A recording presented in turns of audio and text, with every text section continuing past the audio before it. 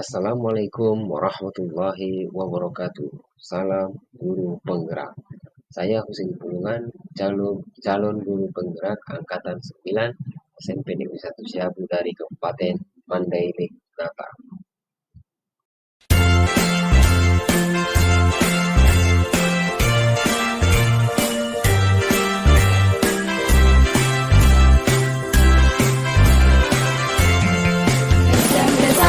Siabu, tempat tinggal ilmu, pembentuk karakter, tumbuhkan jati diri, semangat berprestasi, itulah misi kami.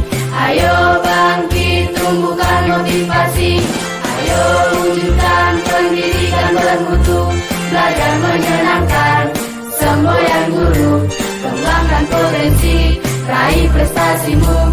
Ayo bangkit, generasi negeriku. Keras berperilaku mandiri, pemuda berbakti, tumbuhkan tunas negeri. Pancasila pedoman hati kami, jaga ibu pertiwi, berbakti pada negeri. SMP 1 Siabu, tempat rimba ilmu, pembentuk karakter, tumbuhkan jati diri, semangat. Assalamualaikum warahmatullahi wabarakatuh.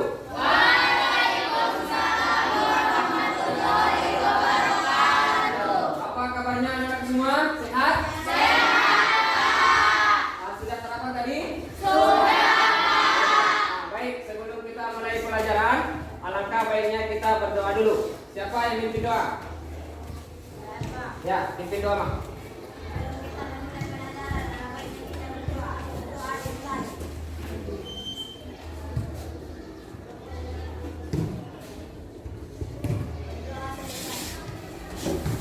Baik, terima kasih. Oke, hari ini adalah hari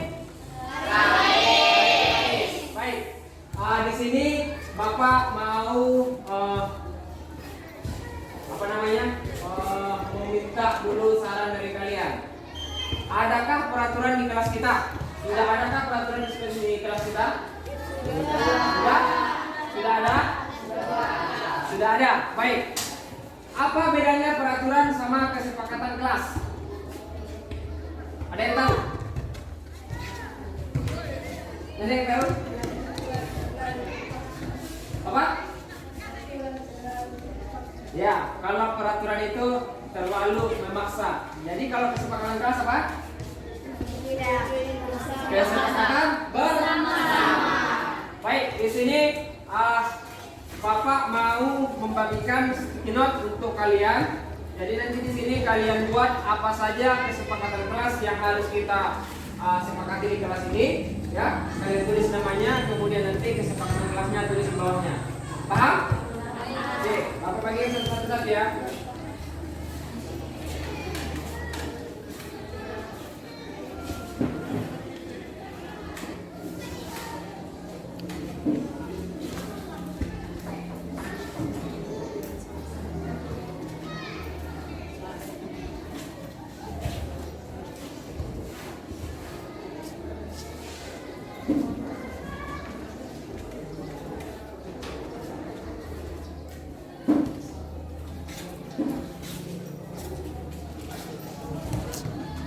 Tahu maksudnya kan kesepakatan kelas? Tahu maksudnya? Dah.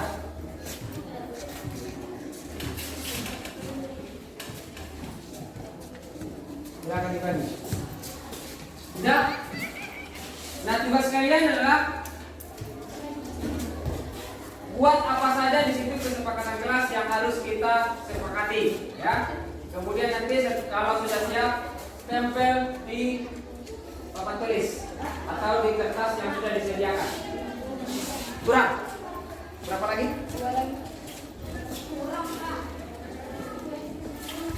Di situ kurang berapa? Tulis di mana, Pak? Tulis di sini. Tengok semuanya. Lengketnya kan di sini. Ini kan? Jadi tulisnya di sini. Jangan di sininya. Nanti kalau di sini ya, kalau kalian tempel di sini, jadi apa tersembunyi dia ya. Jadi nempelnya jangan di sini, ditempel. Ini contoh saja ya. Jadi kalian tulis di sini, yang lengketnya paling belakang. Paham? Paham. Silakan ditulis, kemudian lengketkan di papan tulis yang sudah disediakan.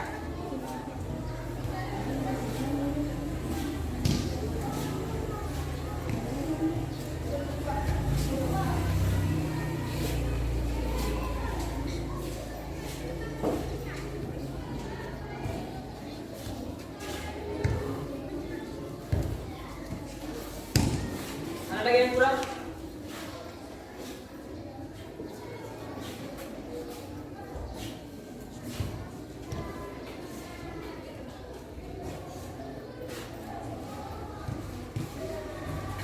Jika sudah, silakan ditempel.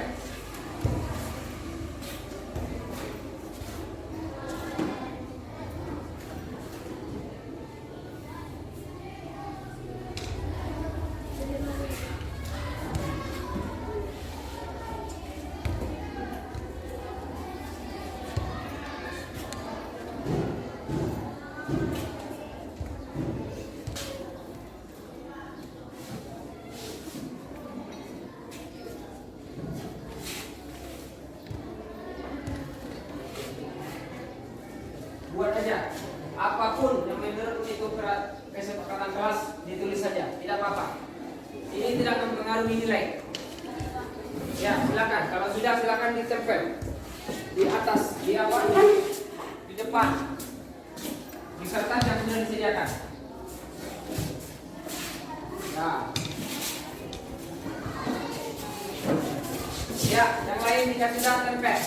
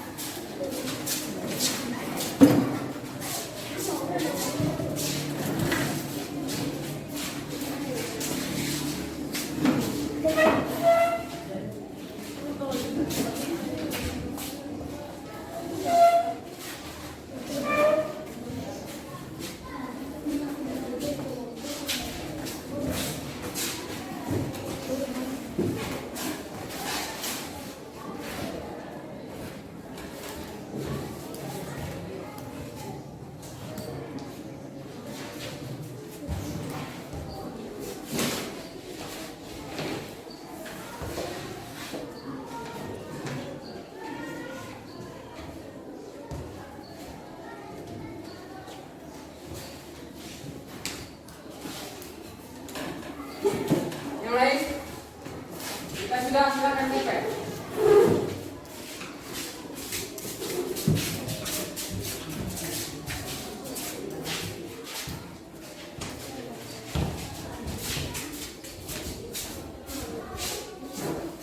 Ada lagi?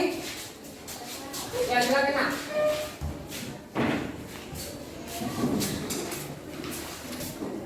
Tarmi sudah siap?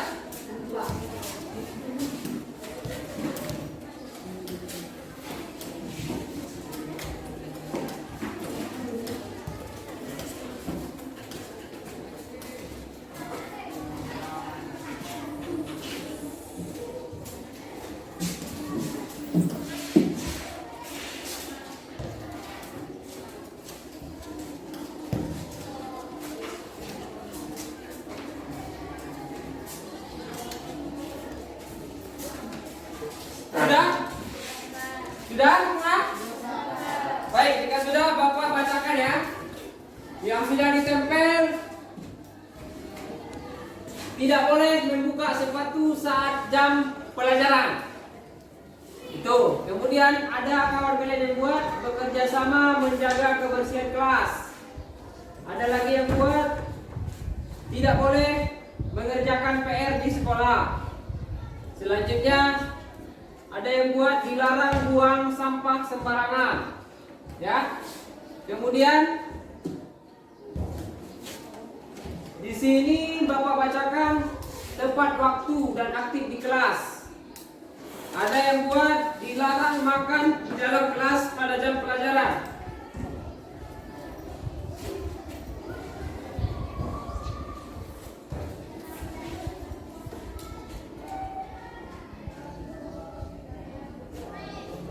Di sini ada lagi yang buat berdoa sebelum dan sesudah pelajaran. Kerjasama. Apa ini? Membersihkan kelas. Baru apa lagi di sini? Tidak boleh membuka sepatu saat pelajaran berlangsung. Ya. Nah, kata-kata ini semua kita sepakati, tapi bentuknya, kata-katanya itu masih dalam bentuk peraturan. Nah, sekarang kita buat kata-kata yang diyakini, ya, yang mempunyai nilai-nilai keyakinan kita tersendiri. Seperti apa itu? Misalnya dilarang apa tadi? Tidak boleh mengerjakan PR di sekolah, ya. Apa kita buat kata-katanya? Hah? Mengerjakan tugas sekolah tepat waktu. Dia mengerjakan tugas sekolah tepat waktu. Benar. Kemudian apa lagi yang bisa kita ambil nilai-nilai keyakinannya? Hah? Ya, membuang sampah sembarangan. Dilarang membuang sampah sembarangan. Apa dibuat? Buanglah sampah pada tempatnya. Buanglah sampah pada tempatnya. Benar. Kemudian apa lagi? Yang merupakan dia kata-kata peraturan, kita rubah menjadi kata keyakinan. Jadi kata dilarang kita hapuskan. Apalagi dilarang terlambat, kita rubah menjadi Datanglah tepat. datanglah tepat waktu. Baik. Sudah? Sepakat semua? Baik, karena waktunya sudah jam istirahat, silakan istirahat dengan tertib. Iya, Pak.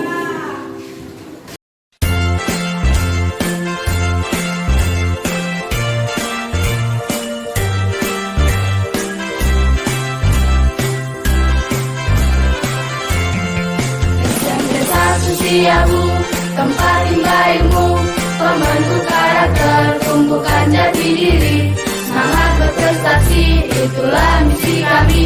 Ayo bangkit, tumbuhkan motivasi, ayo wujudkan pendidikan bermutu, belajar menyenangkan, semboyan guru, kembangkan potensi, raih prestasimu. Selamat siang Bapak Ibu guru semua. Semuanya ini sehat? Baik, sebelum kita mulai, saya di sini, kita berada di sini adalah untuk memenuhi aksi nyata saya di pendidikan guru penggerak, yaitu di mana saya harus mengimbaskan yang namanya budaya positif di satuan pendidikan masing-masing. Oleh karena itu, saya mengumpulkan Bapak Ibu di sini sebelum masuk ke kelas. Kita sepakat bahwasanya saya dulu di sini menerangkan apa yang saya pahami di dalam pendidikan guru penggerak. Nah, di sini modul yang saya bahas di sini adalah budaya positif. Budaya positif ini tujuannya adalah menyampaikan pembelajaran dari penerapan konsep inti dari modul budaya positif serta pemahaman mereka mengenai konsep-konsep inti dalam modul budaya positif. Nah, di sini Bapak Ibu, konsep inti budaya positif yang saya pelajari di sini ada yang pertama perubahan paradigma belajar, kemudian disiplin positif. Disiplin positif ini Bapak Ibu, kalau misalnya Bapak Ibu nanti masih kurang penjelasan dari sini di profil di PPM kita itu sebenarnya sudah ada, tapi kalau kami bahas di lebih luas namanya budaya positif, tapi nanti kalau materinya masih kurang nanti ada di PPM namanya disiplin positif. Nanti di disiplin positif itu nanti akan dibahas tentang keyakinan kelas, posisi kontrol guru, kemudian segitiga restitusi. Jadi dari konsep inti budaya positif itu ada perubahan paradigma belajar, ada disiplin positif, kemudian nilai-nilai kebajikan, kebutuhan dasar manusia, kemudian motivasi perilaku manusia, posisi kontrol guru, kemudian keyakinan kelas dan segitiga restitusi. Baik, selanjutnya Bapak Ibu, di sini budaya positif sangat diperlukan untuk mewujudkan pendidikan yang berpihak pada murid. Sebagai seorang pendidik, guru bertanggung jawab untuk mewujudkan budaya positif di lingkungan sekolah. Agar dapat menciptakan budaya positif, kita harus memahami dan menerapkan konsep-konsep inti seperti disiplin positif, teori motivasi perilaku manusia atau hukuman dan penghargaan, posisi kontrol guru, pembuatan keyakinan kelas, kesepakatan kelas atau kesepakatan kelas, dan penerapan segitiga restitusi dalam penyelesaian masalah. Jadi sebenarnya yang paling bagus untuk menyelesaikan masalah itu adalah di segitiga restitusi. Nah kemudian dalam mewujudkan budaya positif memerlukan kerjasama yang baik antara warga sekolah, berarti di samping guru, kemudian siswa dan pemimpin sekolah. Selanjutnya kerjasama yang baik akan terjalin dengan adanya komunikasi, kolaborasi dan toleransi. Jika budaya positif telah terwujud, maka akan tercipta murid yang merdeka dan bahagia, guru yang saling mendukung dan menguatkan serta lingkungan sekolah yang aman dan nyaman. Lanjut. Sebelum kita ke kontrol, kita harus memahami dulu apa yang disebut dengan kebutuhan dasar manusia. Ada 5 kebutuhan dasar manusia. Yang pertama, bertahan hidup. Bertahan hidup yaitu kebutuhan bertahan hidup adalah kebutuhan yang bersifat fisiologis untuk bertahan hidup, misalnya kesehatan, rumah dan makanan. Kemudian kasih sayang, penguasaan. Nah, kenapa anak-anak kita itu kita golongkan dia bandel? Memang di kebutuhan manusia itu sebenarnya ada yang namanya penguasaan. Memang sifat kebutuhan manusia itu memang ada dasarnya penguasaan. Kemudian kebebasan. Kenapa peraturan yang kita buat itu selalu dilanggar? Karena memang kebutuhan dasar manusia itu yang namanya ada kebebasan. Selanjutnya kesenangan. Kemudian disiplin positif, tujuan dari disiplin positif adalah menanamkan motivasi yang tersedia pada murid-murid kita, yaitu untuk menjadi orang mereka yang dirikan dan menghargai diri sendiri dengan nilai-nilai yang mereka percayai. Selanjutnya teori kontrol. Nah, kalau bicara tentang kontrol, sebenarnya manusia itu tidak bisa dikontrol. Kenapa siswa itu masih mau dikontrol? Karena memang dia membuat sebenarnya perilaku murid. Hal demikian terjadi karena murid sedang mengizinkan dirinya dikontrol. Sebenarnya manusia itu tidak bisa dikontrol. Yang bisa mengontrolnya siapa? Dirinya sendiri. Nah, di sini sebenarnya hukuman itu tidak tepat sebenarnya Bapak Ibu. Yang paling tepat itu adalah restitusi segitiga restitusi. Dan di sini posisi kontrol guru ada 5. Posisi kontrol guru menurut James Bassett, hukum pembuat rasa bersalah. Ini sebenarnya sudah saya kirim ke grup sebenarnya di YouTube Bapak Ibu. Tapi di sini saya terangkan lagi, menurut saya posisi kontrol yang paling baik diterapkan dulu adalah posisi manajer. Ini kalau bicara tentang posisi kontrol. Nah, kebutuhan dasar manusia tadi sudah ada 5. Selanjutnya keyakinan kelas. Nah, di sini Bapak Ibu saya bertanya dulu, apakah di setiap kelas itu sudah ada keyakinan kelas? Apa bedanya peraturan kelas sama keyakinan kelas? Sebenarnya kalau dibilang sama sebenarnya berbeda. Apa bedanya? Kalau namanya peraturan itu bersifat memaksa, tapi kalau dia keyakinan kelas berarti kita bersama-sama meyakini bahwasanya itulah yang harus kita sepakati. Begitu Bapak Ibu. Tapi sebenarnya kalau ujung tombaknya itu sebenarnya tetap memaksa, harus dilaksanakan. Tetapi ada bedanya. Yang pertama, posisi kontrolnya berbeda. Kalau misalnya kita buat dia keyakinan kelas, berarti itu dari internal si siswa, dari dalam diri. Tapi kalau kita peraturan itu yang namanya memaksa, berarti itu dari eksternal, memaksa dari luar, motivasi dari luar diri siswa. Jadi yang paling dominan sebenarnya kita buat itu adalah motivasi yang dari dalam siswa, yaitu kita mengontrol, kita membuat segitiga restitusi. Jadi di sini restitusi adalah proses menciptakan kondisi bagi murid untuk memperbaiki kesalahan mereka sehingga mereka bisa kembali pada kelompok mereka dengan karakter yang lebih kuat. Jadi di sini Bapak Ibu saya percepat. Nah, Bapak Ibu yang belum membuat keyakinan kelas di kelasnya, saya buat contohnya seperti ini. Kenapa tidak ada yang namanya dilarang membuang sampah? Yang kita ubah menjadi bersama menjadi menjaga kebersihan kelas. Karena memang yang namanya dilarang siswa itu tidak bosan. Apalagi yang namanya dilarang itu jenuh. Kata dilarang itu sebenarnya itu dari eksternal, ya, sifatnya memaksa. Jadi kita rubah menjadi harus kita tanamkan keyakinan si murid. Berarti kita rubah kata-katanya menjadi bekerja sama menjaga kebersihan kelas, saling peduli, menghargai dan membantu satu sama lain. Jadi di sini Bapak Ibu di keyakinan kelas kita hapuskan semua yang dilarang, tidak boleh, dilarang, tidak boleh, kita rubah menjadi kata-kata yang bernilai keyakinan. Itu kalau keyakinan kelas. Kemudian kita kita masuk ke segitiga restitusi, suatu proses dialog yang dijalankan guru atau orang tua agar dapat menghasilkan murid yang mandiri dan bertanggung jawab. Dan di sini Bapak Ibu sudah saya buat di demonstrasi saya, sudah saya upload di YouTube. Nanti bisa saya kirimkan linknya ke grup.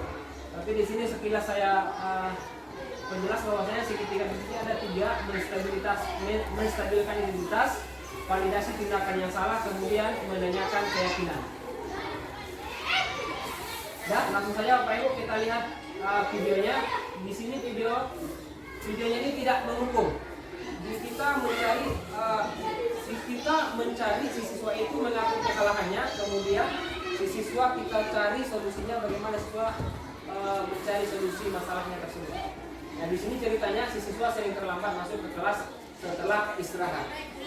Nah ini sebenarnya ini siswa kita yang baik. Tapi kenapa dia saya bawa? Tapi karena siswa inilah yang menurut saya bisa diajak ya.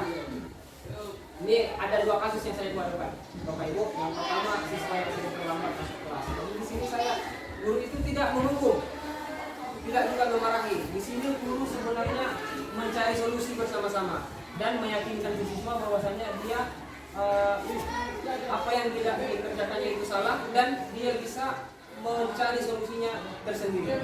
Dan itu dia yakini. Itu sebenarnya Pak Ibu. Nah, untuk nanti penjelasannya saya sudah upload di YouTube. Bapak Ibu nanti saya kirim linknya. Kemudian ini kasus yang kedua. Ini yang siswa yang sering mengobrol dengan teman saat siswa lain sedang presentasi. Ini pun sangat sering terjadi di kelas kita. Karena kalau sudah tidak gilirannya, menurut dia sudah nggak penting lagi. Nah di sini kita juga perlu membuat segitiga restitusi.